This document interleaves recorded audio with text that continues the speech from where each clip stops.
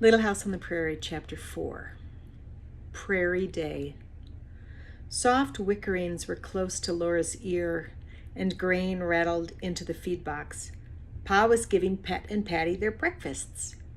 "Back, Pet, don't be greedy," he said. "You know it's Patty's turn." Pet stamped her foot and nickered. "Now, Patty, keep your own end of the box," said Pa. "This is for Pet."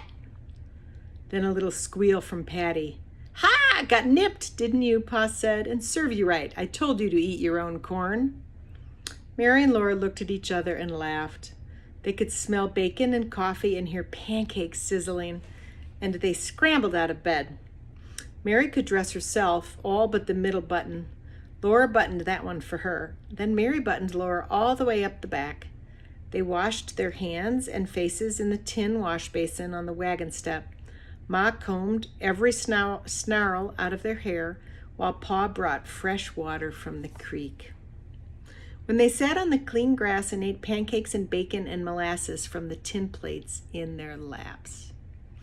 All around them, shadows were moving over the waving grasses, while the sun rose. Meadowlarks were springing straight up from the billows of grass into the high, clear sky, singing as they went. Small, pearly clouds drifted in the intense blueness overhead. In all the weed tops, tiny birds were swinging and singing in tiny voices.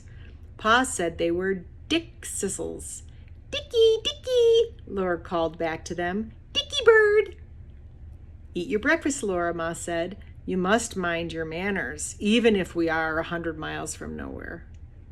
Pa said mildly, "It's only 40 miles to Independence, Caroline.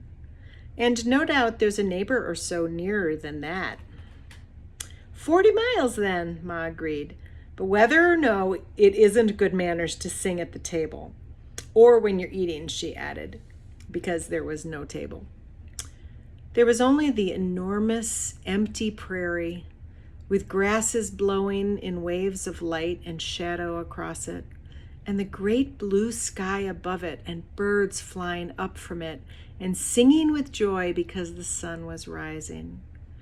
And on the whole enormous prairie, there was no sign that any other human being had ever been there. In all that space of land and sky stood the lonely, small, covered wagon, and close to it sat Pa and Ma and Laura and Mary and baby Carrie, eating their breakfasts. The Mustangs munched their corn, and Jack sat still, trying hard not to beg.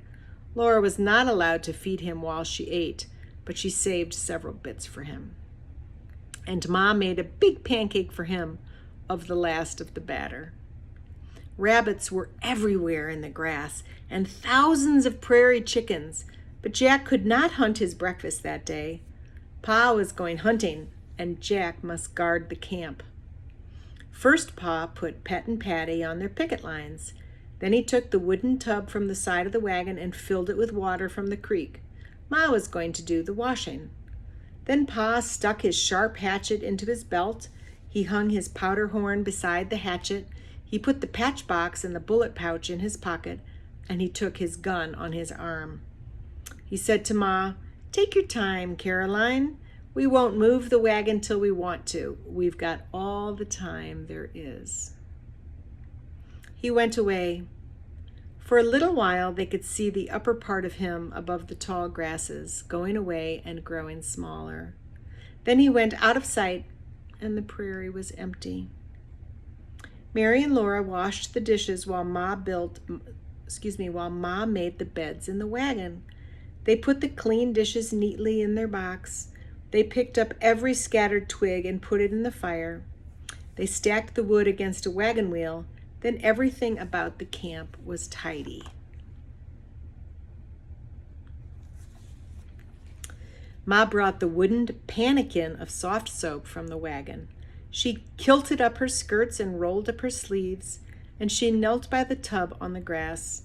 She washed sheets and pillowcases and white underthings.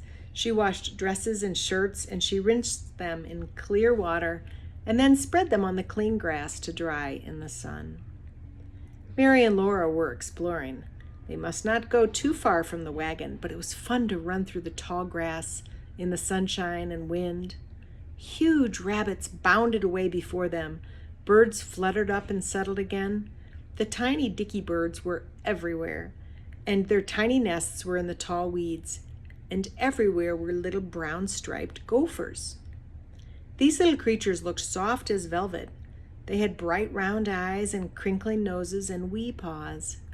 They popped out of holes in the ground and stood up to look at Mary and Laura. Their hind legs folded under their haunches, their little paws folded tight to their chests, and they looked exactly like bits of dead wood sticking out of the ground, only their bright eyes glittered. Mary and Laura wanted to catch one to take to Ma. Again and again they almost had one. The gopher would stand perfectly still until you were sure you had him this time. Then just as you touched him, he wasn't there. There was only his round hole in the ground. Laura ran and couldn't catch one. Mary sat perfectly still beside a hole waiting for one to come up. And just beyond her reach, gophers scampered merrily, and gophers sat up and looked at her. But not one ever came up out of that hole. Here they are.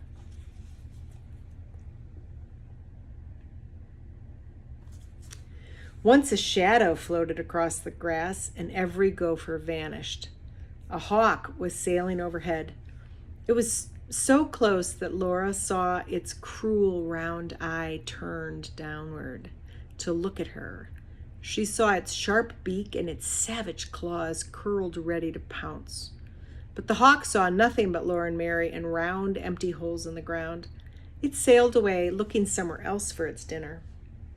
Then all the little gophers came up again. It was nearly noon then. The sun was almost overhead, so Laura and Mary picked flowers from the weeds, and they took the flowers to Ma instead of a gopher. Ma was folding the dry clothes.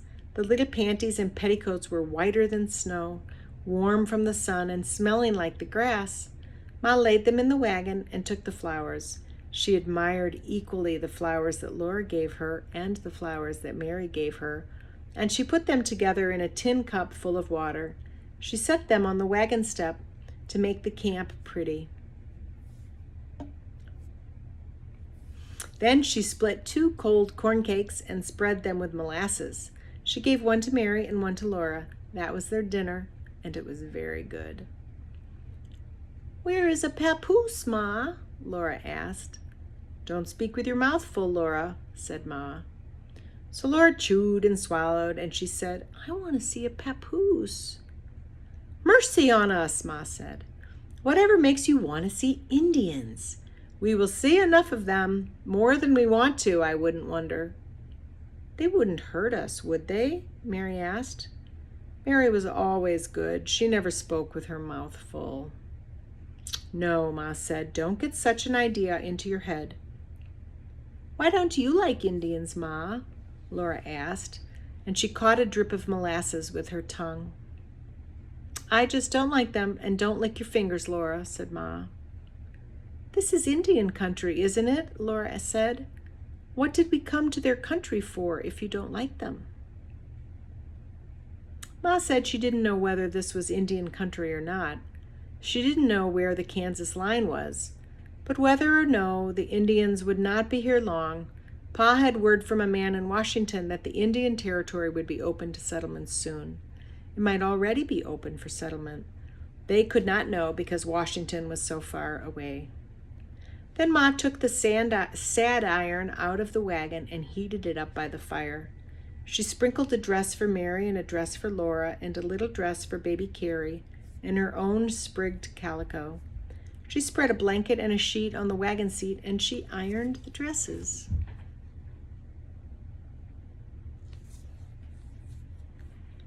Baby Carrie slept in the wagon. Laura and Mary and Jack lay on the shady grass beside it because now the sunshine was hot. Jack's mouth was open and his red tongue hung out. His eyes blinked sleepily. Ma hummed softly to herself while the iron smoothed all the wrinkles out of the little dresses. All around them, to the very edge of the world, there was nothing but grasses waving in the wind. Far overhead, a few white puffs of cloud sailed in the thin blue air. Laura was very happy. The wind sang a low, rustling song in the grass. Grasshoppers rasping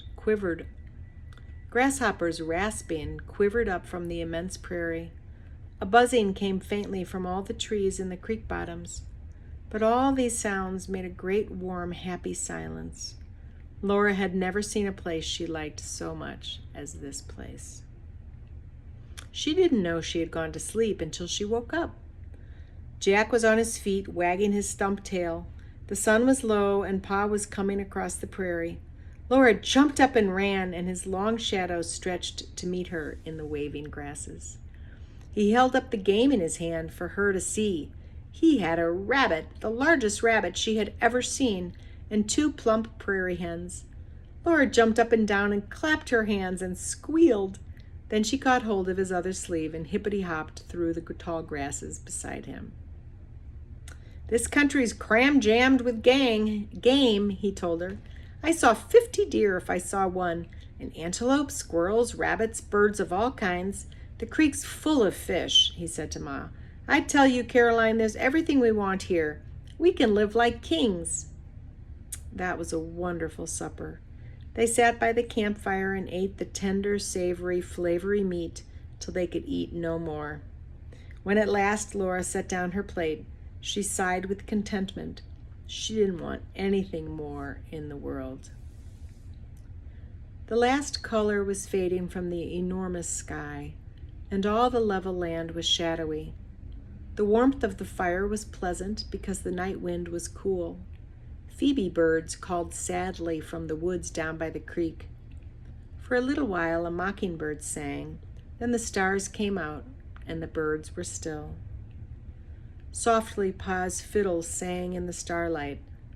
Sometimes he sang a little, and sometimes the fiddle sang alone. Sweet and thin and far away, the fiddle went on singing. None knew thee but to love thee, thou dear one of my heart. The large bright stars hung down from the sky. Lower and lower they came, quivering with music. Laura gasped, and Ma came quickly. "What is it, Laura?" she asked. And Laura whispered, "The stars were singing." "You've been asleep," Ma said. "It is only the fiddle, and it's time little girls were in bed." She undressed Laura in the firelight and put her nightgown on and tied her nightcap and tucked her into bed. But the fiddle was still singing in the starlight. The night was full of music, and Laura was sure that part of it came from the great bright stars swinging so low above the prairie.